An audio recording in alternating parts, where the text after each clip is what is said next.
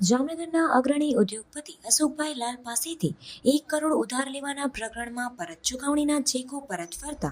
જામનગરની special negotiable કોર્ટે બોલિવૂડના રાજકુમાર સંતોષીને ચેકના રકમની બમણી રકમનો દંડ તથા 2 વર્ષની સજાનો હુકમ કરેલો છે, જેના વિરુદ્ધ સેશન્સ કોર્ટમાં અપીલ કરવામાં આવતા સેશન્સ કોર્ટે અપીલ ફગાવીને નીચલી અદાલતનો હુકમ યથાવત રાખ્યો છે। આ કેસમાં ઉદ્યોગપતિ અશોકભાઈ લાલ તરફે વકીલ પિયુષભાઈ પોજાણી તથા સરકારી વકીલ રાજેશ વસિયર રોકાયેલા હતા।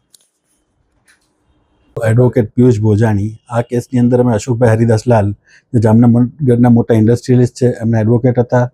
જેમને રાજકુમાર સંતોષી જે બોલિવૂડના મોટા પ્રોડ્યુસર ડાયરેક્ટર છે, એમની સાથે ફ્રેન્ડશિપ થયેલી, જે મિત્રતાના દાવે રાજકુમાર સંતોષીને ફિલ્મ નિર્માણમાં પૈસાની જરૂરત પડતા અશોકભાઈ લાલે એમને હાથુચીના 1 કરોડ 10 લાખ રૂપિયા આપેલા હતા, જેની સામે રાજકુમાર સંતોષીએ ચેક આપેલા હતા। જે ચેક રિટર્ન થતા જે ચેકમાં સ્પેશિયલ નેગોશિયેબલ કોર્ટ દ્વારા તેમને આજથી 2 વર્ષ પહેલાં સજા કરવામાં આવેલી, 2 વર્ષની સજા અને ચેકની રકમથી ડબલ દંડ કરવામાં આવેલો હતો, જેની સામે રાજકુમાર સંતોષીએ જામનગરની સેશન્સ કોર્ટમાં અપીલ કરેલી। આજરોજ અપીલ કોર્ટે સ્પેશિયલ નેગોશિયેબલ કોર્ટનું જજમેન્ટ જે હતું એ કન્ફર્મ રાખ્યું છે, સજા એઝ ઇટ ઇઝ રાખી છે। 27/10 પહેલાં રાજકુમાર સંતોષીએ જામનગર કોર્ટમાં હાજર થવું, જો હાજર ન થાય તો તેમને વોરંટથી પકડીને જામનગર કોર્ટમાં હાજર કરવા એવો અપીલ કોર્ટે આજરોજ ચુકાદો આપેલ છે। 2015થી મેં ફરિયાદો કરેલી હતી,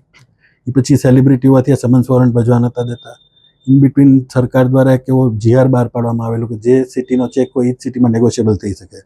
એટલે એને આ બધી નેગોશિયેબલ છે બોમ્બે કોર્ટમાં ટ્રાન્સફર કરેલી, અરજી કરેલી, એની સામે અમે લીગલ ફાઇટ કરેલી। લીગલ ફાઇટ દરમિયાન સરકાર દ્વારા તે પરિપત્ર રદ કરવામાં આવેલો અને ફરીથી આ કેસીસ અહીંયા ચાલેલા, અને એમાં પણ એને બચવા માટે ઘણા પ્રયત્નો કરેલા, ડિસ્ચાર્જની અરજી કરેલી, ચેકની તારીખમાં એને સુધારો કરી અને ફોટા પાડેલા હતા અને એવું એલિગેશન કર્યું કે અમે ચેકની તારીખમાં ફેરફાર કરીને ચેકમાં